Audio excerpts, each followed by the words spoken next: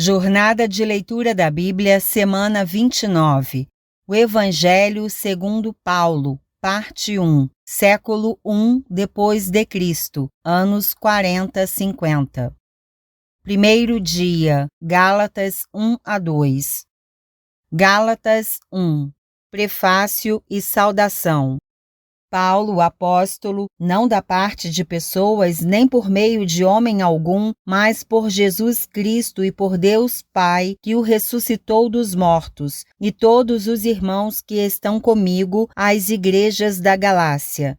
Que a graça e a paz estejam com vocês, da parte de Deus nosso Pai e do Senhor Jesus Cristo, o qual entregou a si mesmo pelos nossos pecados para nos livrar deste mundo perverso, segundo a vontade de nosso Deus e Pai, a quem seja a glória para todos sempre. Amém. Não há outro evangelho.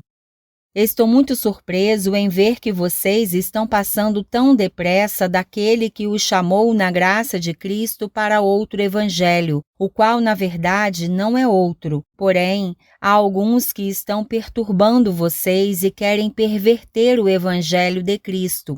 Mas ainda que nós ou mesmo um anjo vindo do céu pregue a vocês um evangelho diferente daquele que temos pregado, que esse seja anátema. Como já dissemos e agora repito, se alguém está pregando a vocês um evangelho diferente daquele que já receberam, que esse seja anátema. Por acaso eu procuro agora o favor das pessoas ou o favor de Deus? Ou procuro agradar pessoas? Se ainda estivesse procurando agradar pessoas, eu não seria servo de Cristo. Como Paulo se tornou apóstolo. Mas informo a vocês, irmãos, que o Evangelho por mim anunciado não é mensagem humana, porque eu não recebi de ser humano algum, nem me foi ensinado, mas eu recebi mediante revelação de Jesus Cristo. Porque vocês ouviram qual foi no passado o meu modo de agir no judaísmo, como de forma violenta eu perseguia a Igreja de Deus e procurava destruí-la. E na minha nação, quanto ao judaísmo, levava vantagem sobre muitos da minha idade, sendo extremamente zeloso das tradições dos meus pais. Mas quando Deus, que me separou antes de eu nascer e me chamou pela sua graça, achou por bem revelar seu Filho em mim, para que eu pregasse entre os gentios, não fui imediatamente consultar outras pessoas, nem fui a Jerusalém para me encontrar com os que já eram apóstolos antes de mim, mas fui para as regiões da Arábia e voltei outra vez para Damasco. Passados 3 anos, fui a Jerusalém para me encontrar com Cefas e fiquei 15 dias com ele. E não vi outro dos apóstolos, a não ser Tiago, o irmão do Senhor. Ora, a respeito do que estou escrevendo a vocês, afirmo diante de Deus que não estou mentindo. Depois, fui para as regiões da Síria e da Cilícia. E eu não era conhecido pessoalmente pelas igrejas da Judéia que estão em Cristo. Ouviam somente dizer: aquele que antes nos perseguia, agora prega a fé que no passado procurava destruir, e glorificavam a Deus a meu respeito. Gálatas 2. O apostolado aos judeus e aos gentios.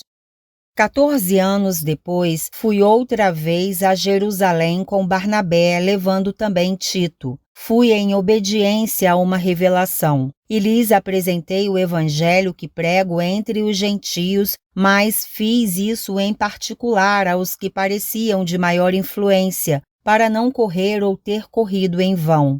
Mas nem mesmo Tito, que estava comigo, sendo grego, foi obrigado a submeter-se à circuncisão. E isto surgiu por causa dos falsos irmãos que se haviam infiltrado para espreitar a liberdade que temos em Cristo Jesus e nos reduzir à escravidão. A esses não nos submetemos por um instante sequer, para que a verdade do Evangelho permanecesse entre vocês.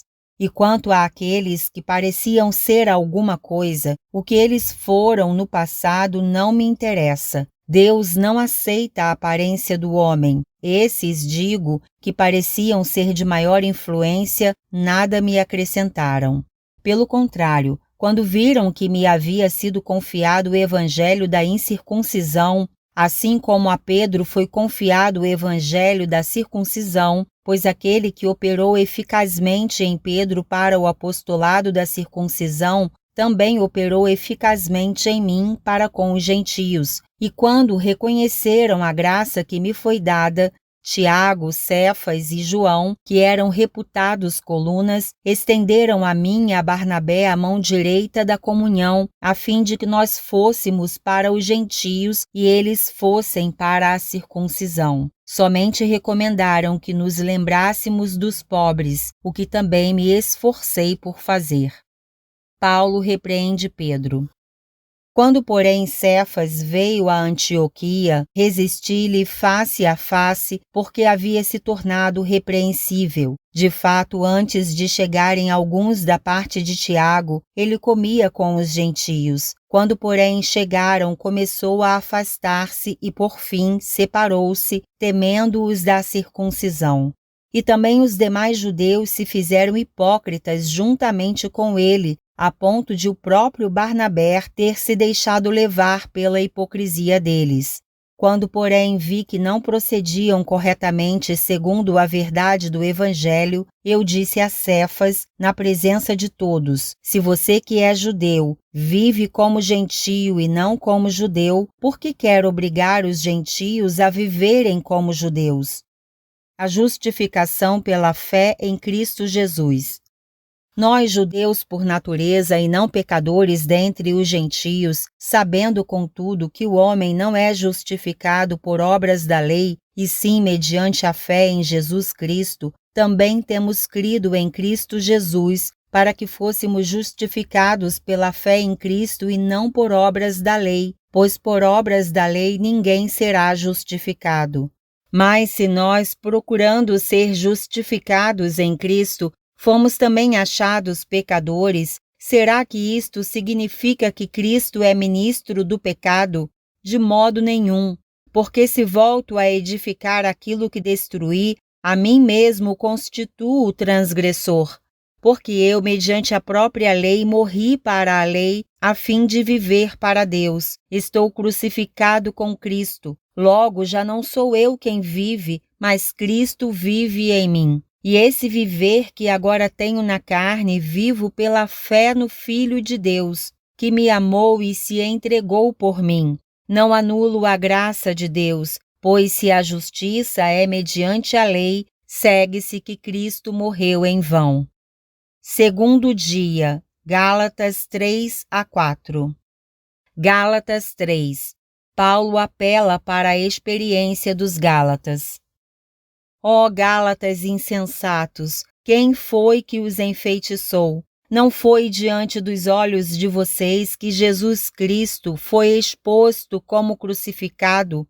Quero apenas saber isto: vocês receberam o Espírito pelas obras da lei ou pela pregação da fé? Será que vocês são tão insensatos que, tendo começado no Espírito, agora querem se aperfeiçoar na carne? Será que vocês sofreram tantas coisas em vão, se é que na verdade foram em vão? Aquele que lhes concede o Espírito e que opera milagres entre vocês, será que ele o faz pelas obras da lei ou pela pregação da fé? O exemplo de Abraão. É o caso de Abraão, que creu em Deus e isto lhe foi atribuído para a justiça. Saibam, portanto, que os que têm fé é que são filhos de Abraão. Ora, tendo a Escritura previsto que Deus justificaria os gentios pela fé, pré-anunciou o Evangelho a Abraão, dizendo: em você serão abençoados todos os povos. De modo que os que têm fé são abençoados com o crente Abraão. Pois todos os que são das obras da lei estão debaixo de maldição, porque está escrito: maldito todo aquele que não permanece em todas as coisas escritas no livro da lei para praticá-las. E é evidente que pela lei ninguém é justificado diante de Deus, porque o justo viverá pela fé. Ora, a lei não procede de fé, mas aquele que observar os seus preceitos, por eles viverá.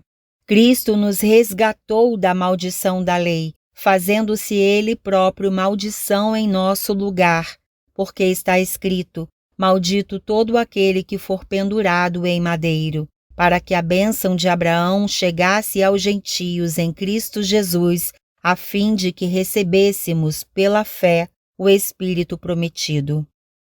A lei não pode invalidar a promessa.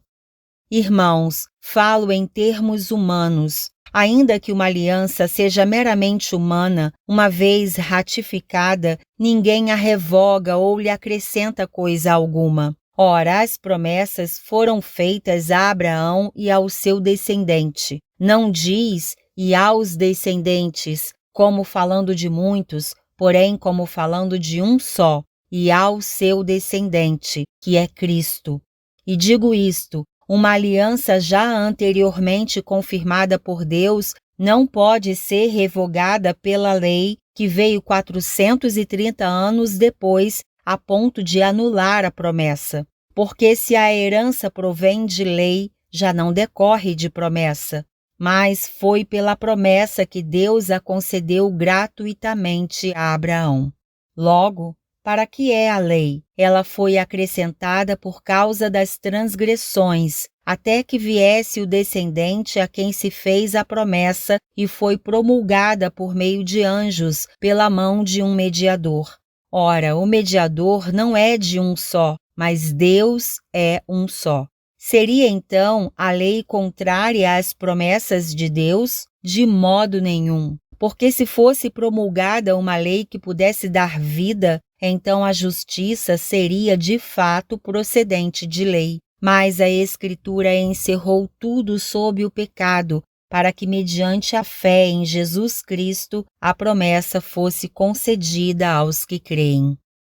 A tutela da lei para nos conduzir a Cristo. Mas antes que viesse a fé, estávamos sob a tutela da lei e nela encerrados, para essa fé que no futuro haveria de ser revelada. De maneira que a lei se tornou nosso guardião para nos conduzir a Cristo, a fim de que fôssemos justificados pela fé. Mas agora que veio a fé, já não permanecemos subordinados ao guardião, pois todos vocês são filhos de Deus mediante a fé em Cristo Jesus, porque todos vocês que foram batizados em Cristo, de Cristo se revestiram. Assim sendo, não pode haver judeu nem grego, nem escravo nem liberto, nem homem nem mulher, porque todos vocês são um em Cristo Jesus. E se vocês são de Cristo, são também descendentes de Abraão e herdeiros segundo a promessa. Gálatas 4. A nossa filiação em Cristo.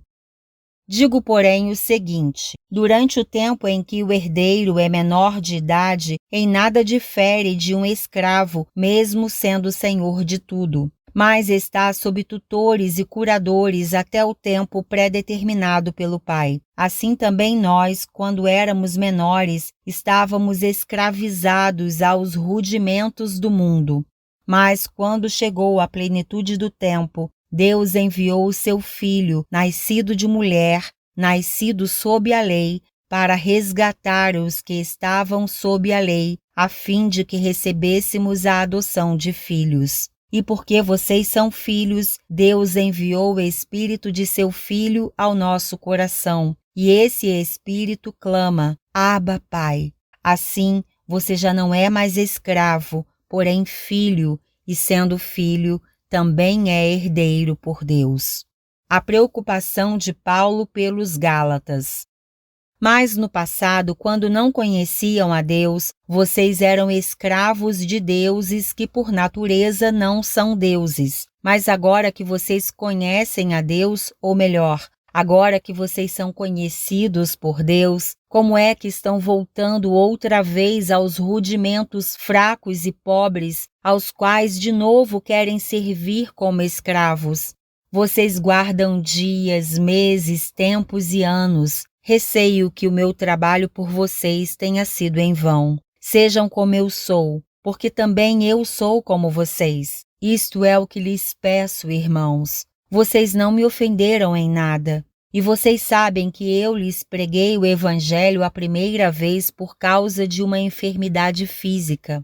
E por mais que a minha enfermidade na carne lhes tenha sido uma provação, vocês não me trataram com desprezo nem desgosto. Pelo contrário, me receberam como anjo de Deus, como o próprio Cristo Jesus.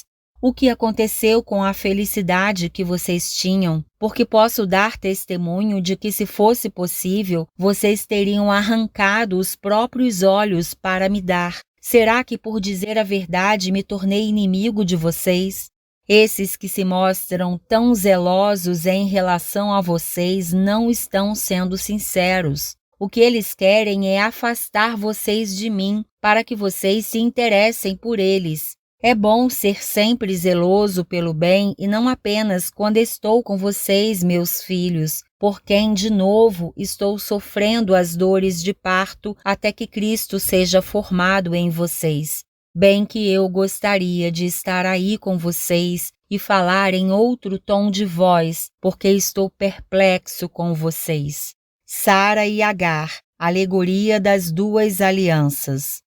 Digam-me vocês, os que querem estar sob a lei. Será que vocês não ouvem o que a lei diz? Pois está escrito que Abraão teve 2 filhos, um da mulher escrava e outro da mulher livre. O filho da escrava nasceu segundo a carne. O filho da mulher livre nasceu mediante a promessa.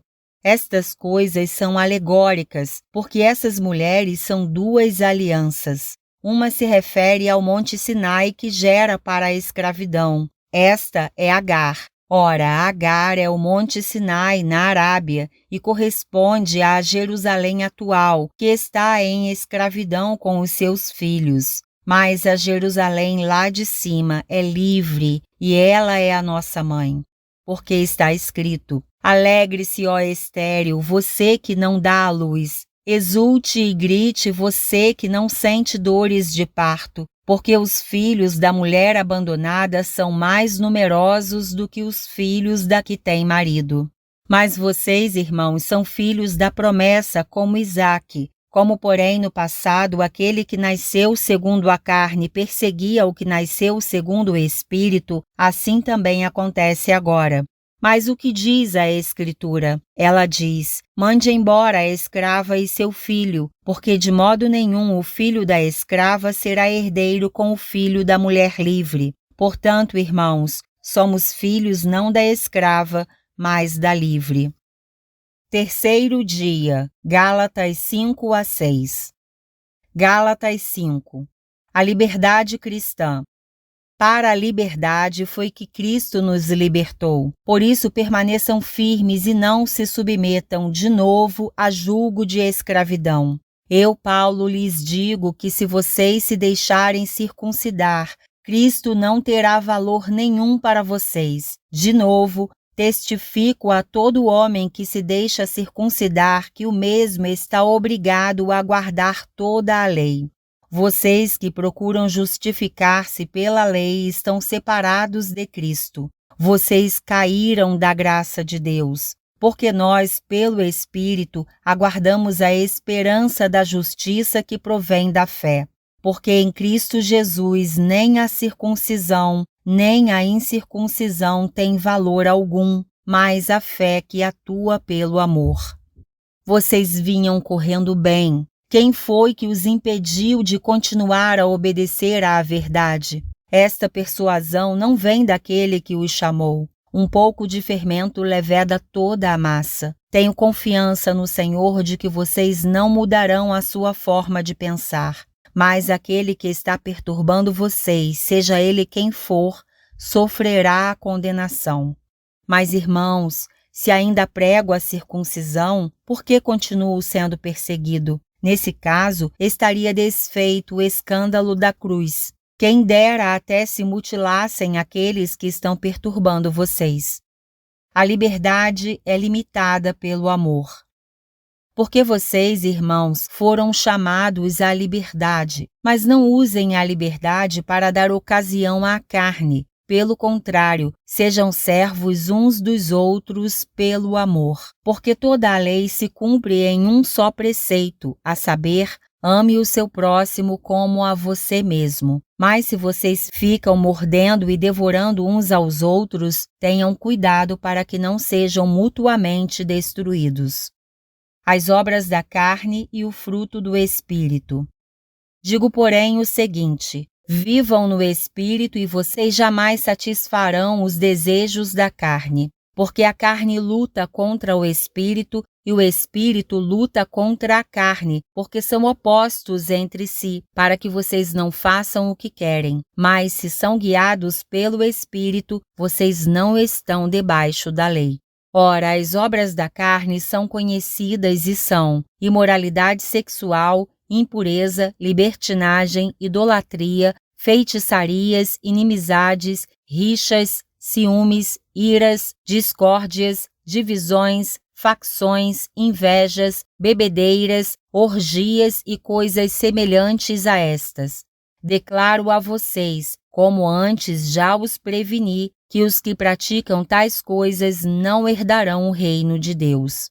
Mas o fruto do Espírito é amor, alegria, paz, longanimidade, benignidade, bondade, fidelidade, mansidão, domínio próprio. Contra estas coisas não há lei. E os que são de Cristo Jesus crucificaram a carne com as suas paixões e os seus desejos. Se vivemos no Espírito, andemos também no Espírito. Não nos deixemos possuir de vanglória, provocando uns aos outros, tendo inveja uns dos outros. Gálatas 6. O auxílio mútuo e a responsabilidade pessoal. Irmãos, se alguém for surpreendido em alguma falta, vocês que são espirituais, restaurem essa pessoa com espírito de brandura, e que cada um tenha cuidado para que não seja também tentado. Levem as cargas uns dos outros e assim estarão cumprindo a lei de Cristo. Porque se alguém julga ser alguma coisa não sendo nada, engana a si mesmo. Mas que cada um examine o seu próprio modo de agir e então terá motivo de gloriar-se unicamente em si e não em outro, porque cada um levará o seu próprio fardo. O que a pessoa semear, isso também colherá.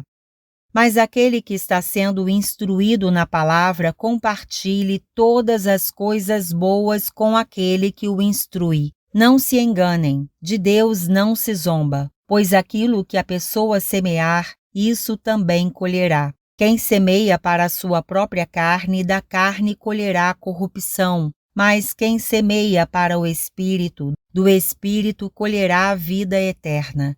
E não nos cansemos de fazer o bem, porque no tempo certo faremos a colheita, se não desanimarmos. Por isso, enquanto tivermos oportunidade, façamos o bem a todos, mas principalmente aos da família da fé.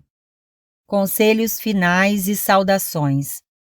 Vejam com que letras grandes escrevi a vocês de próprio punho. Todos os que querem ostentar-se na carne, esses querem obrigar vocês a se deixarem circuncidar e agem assim somente para não serem perseguidos por causa da cruz de Cristo. Pois nem mesmo os que se deixam circuncidar guardam a lei, mas querem apenas que vocês se submetam à circuncisão para que eles possam se gloriar na carne de vocês. Mas longe de mim gloriar-me, senão na cruz de nosso Senhor Jesus Cristo, pela qual o mundo está crucificado para mim, e eu estou crucificado para o mundo. Pois nem a circuncisão é coisa alguma, nem a incircuncisão, mas o ser nova criatura. E a todos os que andarem em conformidade com esta regra, paz e misericórdia sejam sobre eles e sobre o Israel de Deus. Quanto ao mais, ninguém me moleste, porque eu trago no corpo as marcas de Jesus. Bênção! A graça de nosso Senhor Jesus Cristo esteja com o espírito de vocês, irmãos. Amém. Quarto dia, 1 Tessalonicenses 1-2. 1 Tessalonicenses 1. Prefácio e saudação. Paulo, Silvano e Timóteo, à Igreja dos Tessalonicenses, em Deus Pai e no Senhor Jesus Cristo.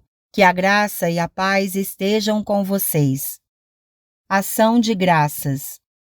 Sempre damos graças a Deus por todos vocês, fazendo menção de vocês em nossas orações e sem cessar, lembrando-nos diante do nosso Deus e Pai, da operosidade da fé que vocês têm, da dedicação do amor de vocês e da firmeza da esperança que têm em nosso Senhor Jesus Cristo. Sabemos, irmãos amados por Deus, que Ele os escolheu, porque o nosso Evangelho não chegou a vocês somente em palavra, mas também em poder, no Espírito Santo e em plena convicção. E vocês sabem muito bem qual foi o nosso modo de agir entre vocês, para o próprio bem de vocês. E vocês se tornaram nossos imitadores e do Senhor, recebendo a palavra com a alegria que vem do Espírito Santo, apesar dos muitos sofrimentos. Assim vocês se tornaram modelo para todos os crentes na Macedônia e na Acaia, porque a partir de vocês a palavra do Senhor repercutiu não só na Macedônia e na Acaia, mas a fé que vocês têm em Deus repercutiu em todos os lugares, a ponto de não termos necessidade de dizer mais nada a respeito disso. Porque no que se refere a nós, as pessoas desses lugares falam sobre como foi a nossa chegada no meio de vocês e como, deixando os ídolos, vocês se converteram a Deus para servir o Deus vivo e verdadeiro e para aguardar dos céus o seu Filho, a quem Ele ressuscitou dentre os mortos, a saber, Jesus, que nos livra da ira vindoura. 1 Tessalonicenses 2. O trabalho de Paulo em Tessalônica. Irmãos, vocês sabem muito bem que a nossa chegada no meio de vocês não foi em vão. Pelo contrário, apesar de maltratados e insultados em Filipos, como vocês sabem, tivemos ousada confiança em nosso Deus para anunciar a vocês o Evangelho de Deus em meio a muita luta. Pois a nossa exortação não procede de erro ou de intenções impuras, nem se baseia no engano. Pelo contrário, visto que fomos aprovados por Deus, a ponto de Ele nos confiar o Evangelho, assim falamos não para agradar as pessoas, e sim para agradar a Deus, que prova o nosso coração. A verdade, como vocês sabem, é que nunca usamos de linguagem de bajulação, nem de pretextos gananciosos. Deus é testemunha disso. Também jamais andamos buscando elogios das pessoas, nem de vocês, nem de outros. Embora, como apóstolos de Cristo, pudéssemos ter feito exigências, preferimos ser carinhosos quando estivemos aí com vocês, assim como uma mãe que acaricia os próprios filhos. Assim, com muito afeto, estávamos prontos a lhes oferecer não somente o Evangelho de Deus, mas até mesmo a própria vida, porque vocês se tornaram muito amados por nós. Pois vocês com certeza se lembram, irmãos, do nosso esforço e fadiga e de como, trabalhando de noite e de dia para não vivermos à custa de nenhum de vocês, proclamamos a vocês o Evangelho de Deus. Vocês e Deus são testemunhas de como nos portamos de maneira piedosa, justa e irrepreensível em relação a vocês, os que creem. E vocês sabem muito bem que tratamos cada um de vocês como um pai trata os seus filhos, exortando, consolando e admoestando vocês a viverem de uma maneira digna de Deus, que os chama para o seu reino e a sua glória. Perseguição por causa do Evangelho. Temos mais uma razão para incessantemente dar graças a Deus. É que ao receberem a palavra que de nós ouviram, que é de Deus, vocês a acolheram não como palavra humana, e sim como em verdade é a palavra de Deus, a qual está atuando eficazmente em vocês, os que creem. Tanto é assim, irmãos, que vocês se tornaram imitadores das igrejas de Deus que se encontram na Judéia e que estão em Cristo Jesus. Porque também vocês sofreram da parte de seus patrícios as mesmas coisas que eles, por sua vez, sofreram dos judeus, os quais não somente mataram o Senhor Jesus e os profetas, como também nos perseguiram, não agradam a Deus e são adversários de todos, a ponto de nos impedirem de falar aos gentios para que estes sejam salvos, a fim de encherem sempre a medida de seus pecados. A ira, porém, caiu sobre eles definitivamente. O interesse de Paulo pelos Tessalonicenses. E nós, irmãos, estando separados de vocês por breve tempo, ficando longe dos olhos, mas perto do coração, com muito mais empenho e com grande desejo, procuramos ir vê-los pessoalmente. Por isso quisemos ir até vocês, pelo menos eu, Paulo, por mais de uma vez, porém Satanás nos barrou o caminho. Pois quem é a nossa esperança ou alegria, ou a coroa em que nos gloriamos na presença de nosso Senhor Jesus em sua vinda? Não é verdade que são vocês? Sim, vocês são realmente a nossa glória e a nossa alegria. Quinto dia, 1 Tessalonicenses 3-4. 1 Tessalonicenses 3. As boas notícias trazidas por Timóteo.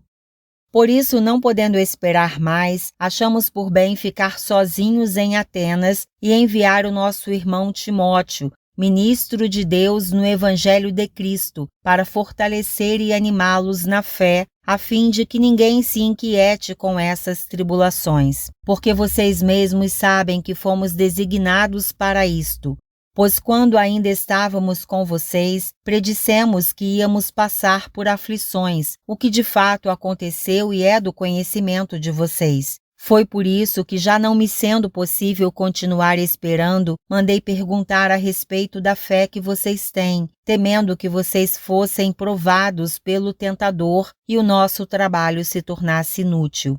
Agora, porém, com o regresso de Timóteo vindo do meio de vocês, trazendo-nos boas notícias a respeito da fé e do amor que vocês têm, e ainda de que sempre guardam grata lembrança de nós, desejando muito nos ver, como aliás também nós temos vontade de ver vocês.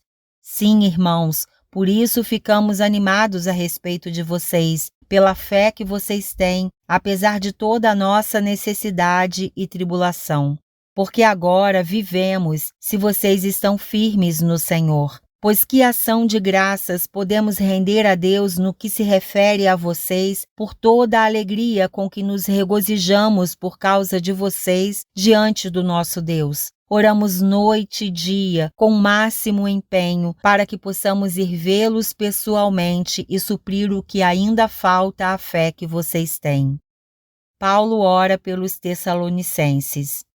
Que o próprio Deus, o nosso Pai, e Jesus, o nosso Senhor, preparem o nosso caminho para podermos ir visitar vocês. E o Senhor faça com que cresça e aumente o amor de uns para com os outros e para com todos, como também o nosso amor por vocês, a fim de que o coração de vocês seja fortalecido em santidade, isento de culpa, na presença de nosso Deus e Pai, na vinda de nosso Senhor Jesus com todos os seus santos.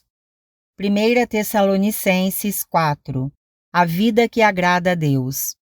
Finalmente, irmãos, pedimos a vocês e os exortamos no Senhor Jesus que, assim como aprenderam de nós a maneira como devem viver e agradar a Deus, e efetivamente o estão fazendo, vocês continuem progredindo cada vez mais. Porque vocês sabem quantas instruções demos a vocês da parte do Senhor Jesus.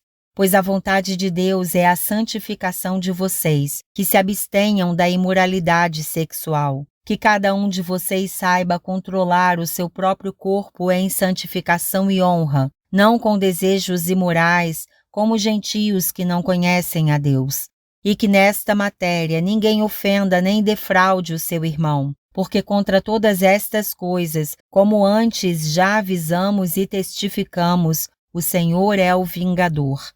Pois Deus não nos chamou para a impureza, e sim para a santificação. Portanto, quem rejeita estas coisas não rejeita uma pessoa, mas rejeita a Deus, que também dá o seu Espírito Santo a vocês. Exortação ao amor fraternal. Quanto ao amor fraternal, não há necessidade de que eu lhes escreva, porque vocês mesmos foram instruídos por Deus a amar uns aos outros. E, na verdade, vocês já estão fazendo isso em relação a todos os irmãos em toda a Macedônia. Porém, irmãos, exortamos vocês a que progridam cada vez mais e se empenhem por viver tranquilamente, cuidar do que é de vocês e trabalhar com as próprias mãos, como ordenamos, para que vocês vivam com dignidade à vista dos de fora e não venham a precisar de nada. A situação dos mortos em Cristo e a vinda do Senhor. Irmãos, não queremos que vocês ignorem a verdade a respeito dos que dormem, para que não fiquem tristes como os demais que não têm esperança. Pois se cremos que Jesus morreu e ressuscitou, assim também Deus, mediante Jesus, trará na companhia dele os que dormem. E pela palavra do Senhor ainda lhes declaramos o seguinte: nós, os vivos, os que ficarmos até a vinda do Senhor, de modo nenhum precederemos os que dormem. Porque o Senhor mesmo, dada a sua palavra de ordem, ouvida a voz do arcanjo e ressoada a trombeta de Deus, descerá dos céus, e os mortos em Cristo ressuscitarão primeiro. Depois nós, os vivos, os que ficarmos, seremos arrebatados juntamente com eles entre nuvens para o encontro com o Senhor nos ares, e assim estaremos para sempre com o Senhor. Portanto, consolem uns aos outros com estas palavras. Sexto dia, 1 Tessalonicenses 5. A vinda do Senhor é certa e repentina. Irmãos, no que se refere aos tempos e às épocas, não há necessidade de que eu lhes escreva, porque vocês sabem perfeitamente que o dia do Senhor vem como ladrão à noite. Quando andarem dizendo paz e segurança, eis que lhes sobrevirá repentina destruição, como vêm as dores de parto à mulher que está para dar à luz, e de modo nenhum escaparão. A necessidade de vigilância. Mas vocês, irmãos, não estão em trevas, para que esse dia os apanhe de surpresa como ladrão. Porque vocês todos são filhos da luz e filhos do dia. Nós não somos da noite nem das trevas. Assim, pois, não durmamos como os demais. Pelo contrário, vigiemos e sejamos sóbrios. Ora, os que dormem é de noite que dormem, e os que se embriagam é de noite que se embriagam. Nós, porém, que somos do dia, sejamos sóbrios, revestindo-nos da couraça da fé e do amor e tomando como capacete a esperança da salvação.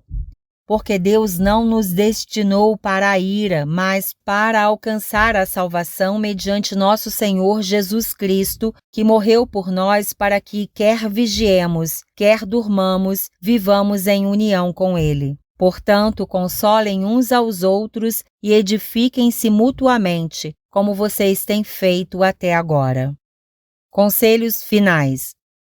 Irmãos, pedimos que vocês tenham em grande apreço os que trabalham entre vocês, que os presidem no Senhor e os admoestam. Tenham essas pessoas em máxima consideração, com amor, por causa do trabalho que realizam. Vivam em paz uns com os outros.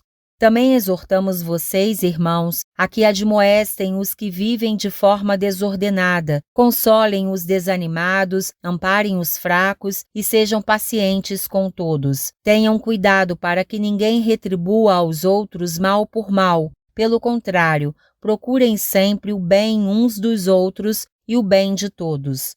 Estejam sempre alegres, orem sem cessar. Em tudo deem graças, porque esta é a vontade de Deus para vocês em Cristo Jesus.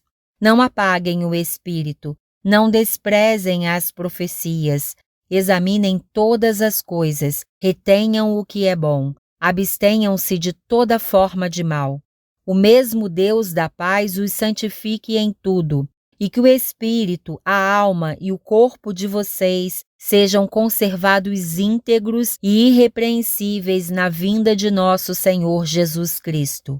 Fiel é aquele que os chama, o qual também o fará. Saudações. Irmãos, orem também por nós. Saúdem todos os irmãos com um beijo santo. Peço com insistência, em nome do Senhor, que esta carta seja lida para todos os irmãos. Bênção. A graça de nosso Senhor Jesus Cristo esteja com vocês. 7º dia, 2 Tessalonicenses 1-3. 2 Tessalonicenses 1. Prefácio e saudação. Paulo, Silvano e Timóteo, à Igreja dos Tessalonicenses, em Deus, nosso Pai, e no Senhor Jesus Cristo. Que a graça e a paz de Deus, nosso Pai, e do nosso Senhor Jesus Cristo estejam com vocês. O juízo de Deus. Irmãos, devemos sempre dar graças a Deus por vocês, como convém, pois a fé que vocês têm cresce cada vez mais e o amor que vocês têm uns pelos outros vai aumentando. É por isso que nós mesmos nos orgulhamos de vocês nas igrejas de Deus, por causa da perseverança e da fé que vocês demonstram em todas as perseguições e tribulações que estão suportando. Isso é sinal evidente do justo juízo de Deus, para que vocês sejam considerados dignos do reino de Deus, pelo qual vocês também estão sofrendo. Pois, de fato, é justo para com Deus que ele retribua com tribulação aos que causam tribulação a vocês, e que dê a vocês que estão sendo atribulados alívio juntamente conosco, quando do céu se manifestar o Senhor Jesus com os anjos do seu poder, em chama de fogo, tomando vingança contra os que não conhecem a Deus e contra os que não obedecem ao Evangelho de nosso Senhor Jesus. Estes sofrerão penalidade de eterna destruição, banidos da face do Senhor e da glória do seu poder, quando ele vier, naquele dia, para ser glorificado nos seus santos e ser admirado em todos os que creram. Isto inclui vocês que creram em nosso testemunho. Por isso, também não cessamos de orar por vocês, pedindo que o nosso Deus os torne dignos da sua vocação, e cumpra com poder todo o propósito de bondade e obra de fé, a fim de que o nome de nosso Senhor Jesus seja glorificado em vocês e vocês sejam glorificados nele, segundo a graça do nosso Deus e do Senhor Jesus Cristo. 2 Tessalonicenses 2. O homem da iniquidade e a vinda do Senhor. Irmãos, no que diz respeito à vinda de nosso Senhor Jesus Cristo e à nossa reunião com Ele, pedimos que vocês não se deixem demover facilmente de seu modo de pensar, nem fiquem perturbados, quer por espírito, quer por palavra, quer por carta, como se procedesse de nós, dando a entender que o dia do Senhor já chegou. Ninguém de modo nenhum os engane, porque isto não acontecerá sem que primeiro venha a apostasia e seja revelado o homem da iniquidade, o filho da perdição, o qual se opõe e se levanta contra tudo o que se chama Deus ou é objeto de culto, a ponto de assentar-se no santuário de Deus, apresentando-se como se fosse o próprio Deus. Vocês não lembram que eu costumava lhes dizer estas coisas quando ainda estava com vocês? E agora vocês sabem o que o detém, para que ele seja revelado a seu tempo. Porque o mistério da iniquidade já opera e aguarda somente que seja afastado aquele que agora o detém. Então será revelado o iníquo, a quem o Senhor Jesus matará com o sopro de sua boca e destruirá pela manifestação de sua vinda. Ora, o aparecimento do iníquo é segundo a ação de Satanás, com todo o poder, sinais e prodígios da mentira, e com todo o engano de injustiça aos que estão perecendo, porque não acolheram o amor da verdade para serem salvos. É por este motivo que Deus lhes envia a operação do erro, para darem crédito à mentira, a fim de serem condenados todos os que não creram na verdade, mas tiveram prazer na injustiça. Chamados para a salvação.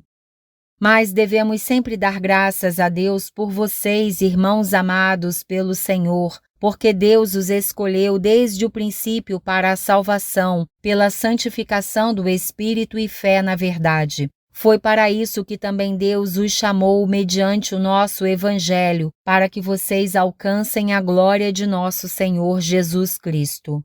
Assim, pois, irmãos, fiquem firmes e guardem as tradições que lhes foram ensinadas, seja por palavra, seja por carta nossa. Que o próprio Jesus Cristo, nosso Senhor, e Deus, o nosso Pai, que nos amou e nos deu eterna consolação e boa esperança, pela graça, console o coração de vocês e os fortaleça em toda boa obra e boa palavra. 2 Tessalonicenses 3. Paulo pede as orações dos Tessalonicenses. Finalmente, irmãos, orem por nós, para que a palavra do Senhor se propague e seja glorificada como aconteceu entre vocês. Orem também para que sejamos livres das pessoas perversas e más, porque a fé não é de todos. Mas o Senhor é fiel, Ele os fortalecerá e os guardará do maligno. Temos confiança no Senhor quanto a vocês, de que não só estão praticando as coisas que lhes ordenamos, como também continuarão a fazê-las. Que o Senhor conduza o coração de vocês ao amor de Deus e à perseverança de Cristo. Conselhos finais. Irmãos, em nome do nosso Senhor Jesus Cristo, ordenamos a vocês que se afastem de todo irmão que vive de forma desordenada e não segundo a tradição que vocês receberam de nós. Porque vocês mesmos sabem como devem nos imitar, visto que nunca vivemos de forma desordenada quando estivemos entre vocês, nem jamais comemos pão à custa dos outros. Pelo contrário, trabalhamos com esforço e fadiga, de noite e de dia, a fim de não sermos pesados a nenhum de vocês. Não que não tivéssemos o direito de receber algo, mas porque tínhamos em vista apresentar a nós mesmos como exemplo, para que vocês nos imitassem. Porque quando ainda estávamos com vocês, ordenamos isto: se alguém não quer trabalhar, também não coma. Pois de fato ouvimos que há entre vocês algumas pessoas que vivem de forma desordenada. Não trabalham, mas se intrometem na vida dos outros. A essas pessoas determinamos e exortamos, no Senhor Jesus Cristo, que trabalhando tranquilamente, comam o seu próprio pão. Quanto a vocês, irmãos, não se cansem de fazer o bem. Caso alguém não obedeça à nossa palavra dada por esta carta, vejam de quem se trata e não se associem com ele, para que fique envergonhado. Contudo, não o tratem como inimigo, mas admoestem-no como irmão. Saudações. Que o Senhor da paz, Ele mesmo, dê a vocês a paz sempre e de todas as maneiras. O Senhor esteja com todos vocês. A saudação é de próprio punho. Paulo. Este é o sinal em cada carta. É assim que eu assino. Bênção. A graça de nosso Senhor Jesus Cristo esteja com todos vocês. O versículo da semana está em Gálatas 2, 19b a 20. Estou crucificado com Cristo. Logo, já não sou eu quem vive, mas Cristo vive em mim. E esse viver que agora tenho na carne, vivo pela fé no Filho de Deus, que me amou e se entregou por mim.